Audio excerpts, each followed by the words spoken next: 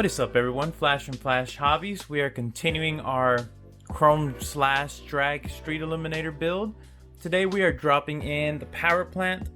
We're doing a spur gear and pinion gear change. We're dropping in the receiver for our radio, and we should have some life to this truck today so we can actually get it powered on, tested, and see where we're at. So I debated on what I was going to do for the power plant on this, and I had a couple options. I had an 1/8 scale to go with. I ended up going with this combo just because I have used this SET Sidewinder in the past.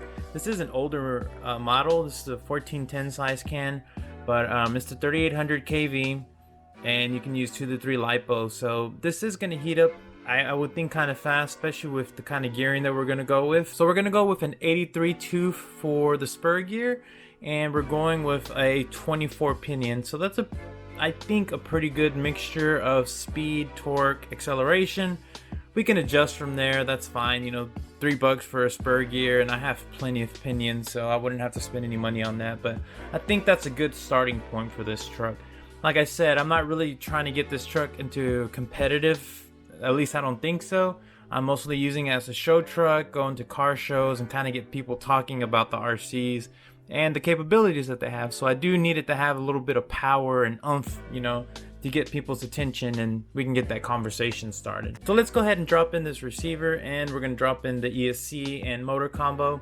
Also, I went with this combo because it has the longest reach. The other combos I had were kind of short, and it was going to make mounting the ESC pretty much a pain. So that's kind of my reasoning for why I chose these systems. Now, unfortunately, I can't do any outdoor testing today. There's torrential rain where I am in Houston, Texas, and it's just what it is.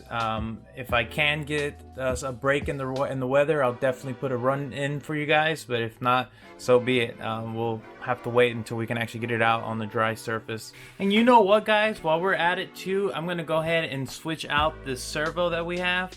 It's a Futaba S3003. Those things are slow as crap. I really can't stand those, and I find those so often whenever I buy RC lots. And that's what came with this one. I don't understand why people use these. But we're gonna be dropping in, and I think this is a little bit of a retro servo actually, but it's a Spectrum S6020. I bought this a long time ago, and it's still going strong. I remember I paid like $120 for it. It was one of the first aftermarket servos I bought, and I just never let it go. So I've just been kind of using it for different rigs throughout the years. This thing goes so strong. I love it. Alright, so first thing is first, we're gonna need our working room on this. So I'm gonna go ahead and remove the back wheel so we have access to the spur, and we can replace it, and we can put our motor in and basically have no impedance. So I'm just gonna use my cross wrench here, and we're gonna take off this wheel and set it aside. We got the wheel removed. I'm gonna go ahead and start opening up this box and just get everything ready to run the wires. And since we're gonna switch out that servo anyways, it's an important step that we do this now.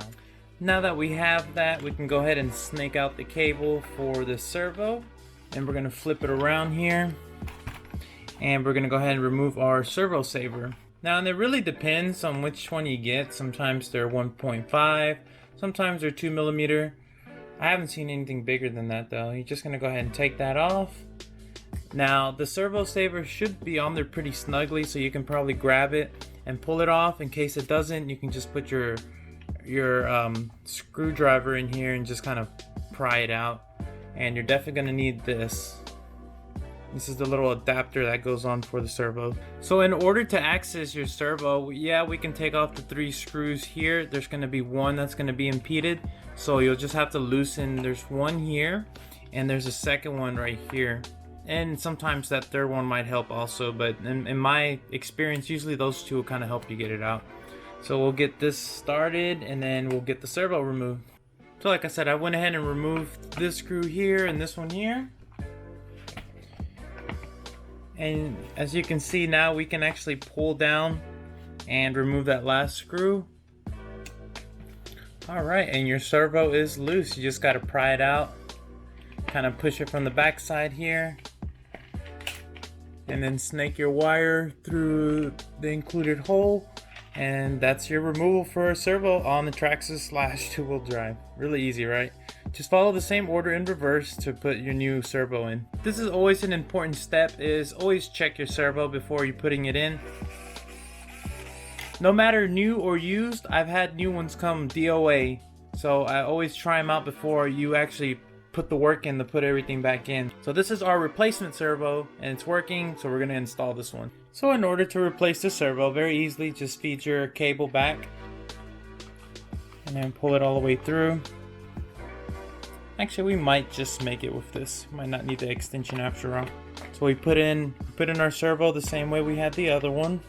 So we'll go ahead and put in our 2 screws so that it attaches back to the chassis, and then we'll put on the other 3 screws for the servo. When replacing the servo, this is probably the most important part, is to make sure that you're going to go ahead and center your servo before you connect anything back to it. So what you want to do is plug it in to a receiver that's on and already connected. What you want to do is zero out your remote so that your steering is at neutral, which mine is. And basically now we can start putting on our servo horn. That way we have good turning radius, and then you can set your endpoints on your remote. So just want to get your wheels as close to center as you can get them, which to me that looks pretty good. We'll get our servo horn in. Then we'll get our screw and screw that in, and then your servo will be centered. Once we have the servo horn on, we're going to go ahead and put our screw in. And again, you want to leave your servo on while you're doing this process if you haven't done this before. Once everything is nice and tight, then we're going to test our servo.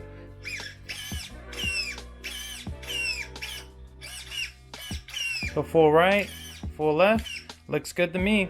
Now this might not be the best servo to use in these, but honestly it's meant just to go fast. Now that the servo is working fine, we're gonna go ahead and start getting all of our electronics in order here. So I flipped the truck over on this side and we're gonna run our cables to our receiver, and we'll start getting all of our motor and stuff ready. So I'll separate the motor from the ESC for now. I'm going to put the ESC on the opposite side here, so we're going to run it through. Again, they give you a hole here to run your cabling, but essentially it just basically goes onto the opposite side, so it plugs into your receiver as well. Alright, our glue gun is nice and heated up. Just put a nice little line in there. Now I use the Gorilla brand glue sticks, and let me tell you, those things, once they're dry, they are dry. Hard to move them around.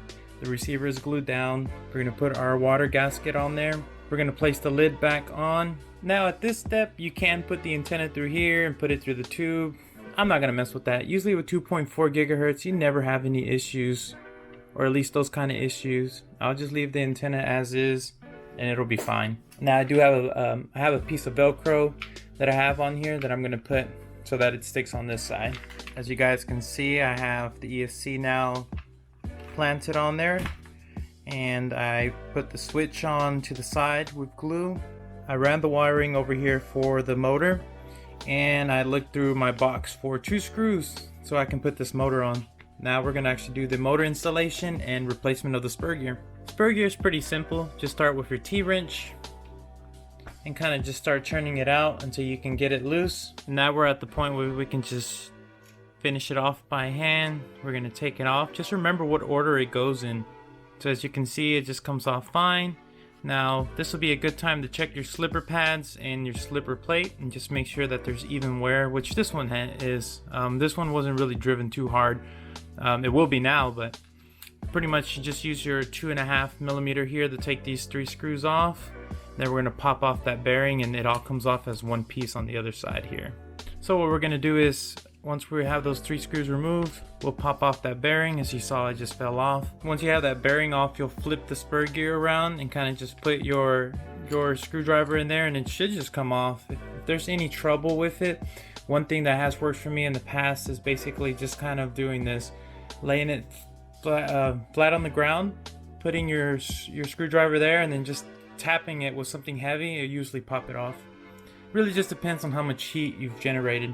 So as I said, for this one, we're going to go with this part number here, which is an 83-248 pitch, which is stock pitch gearing for the 2-wheel drive. And we'll just do everything in the reverse order. We're just going to reuse our same slipper plate here with the pads and then replace the 3 screws. So we went down 3 teeth on this one because the original one was an 86 tooth. And again, I'm not too sure how this will work out. I believe this is going to be a good mix of acceleration, torque, and hopefully not a whole lot of heat. Going to put our bearing back on as well. Now this is different from the stock bearing that comes with the Traxxas. This is a ceramic bearing. I find that these are a lot smoother, last a lot longer, and I have a lot less of these fail. Correction, I've never had one of these fail. So we replaced everything back, and now we're just going to put our nut on there. Now here's where it's going to get a little tricky. Everybody has different settings that they like for their slipper. I like mine to go as tight as it can, and then I back out about 3/4 of a turn, and to me that's usually fine. Alright, so everything is in order. Next thing is to put our motor in, which is right here. And there's really no particular way to put the motor in, just however you want, however your wires are going to work for you. Normally you don't want the wires sticking out back here, because if you're running without the body and it flips over, we're not really going to have that problem though. But I like to run it with the cables kind of going as straight up as they can. Sometimes they go off to the side a little bit, so no big deal. And so what you want to do is you want to tighten this top one a pretty decent amount, but while leaving slack on the bottom one. That way it's going to give us our an opportunity to put this pinion on and see exactly where it's going to end up at. So just make sure to line up your spur and your pinion together. Gonna tighten it up a little bit right here and then finish tightening it. Then we're gonna move on to here and mesh our gears together, which to me that feels good on the spur gear, which to me that feels pretty smooth, pretty good. Alright, so we have everything installed. Let's go ahead and turn this baby on.